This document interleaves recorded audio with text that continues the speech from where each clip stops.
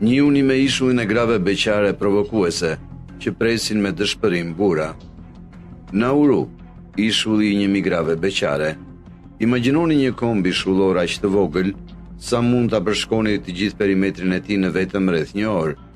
Mirë se vini në Nauru, një perle fshehur e vendosur në zemër të oqeanit paqësor. Ky kombi vogël i shullor ban titullin e vendit të tretë më të vogël në botë, si për sa i përket sipërfaqes toksore, ashtu edhe popullsisë. I vendosur në rajonin oqeanis të njohur si Mikronezi, Nauru është thjesht një pikë në hapësirën e gjerë të paqësorit, me sa duket e humbur në thellësitë e tij të kaltra, por plot jetë dhe histori. E shihni, Nauru nuk është thjesht një ishull i zakonshëm, është një vend ku historia dhe kultura ndërthuren, ku jeonat e së kaluarës bashkohen me përshpëritjet e së tashmes. Një udhëtim në përhistori.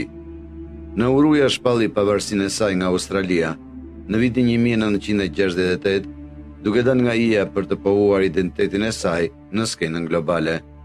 Që atëherë, ky kombi vogël i shullor nisi një udhëtim unik, duke gdhendur vendin e vet në analet e historisë botërore.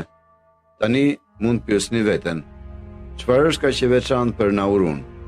E po, nuk është vetëm madhësia ose vendodhja e largët që e bën atë të dallohet. Ky ishull i vogël dikur ndodhej sipër një minjere ari, ose më saktë, një minjere fosfat.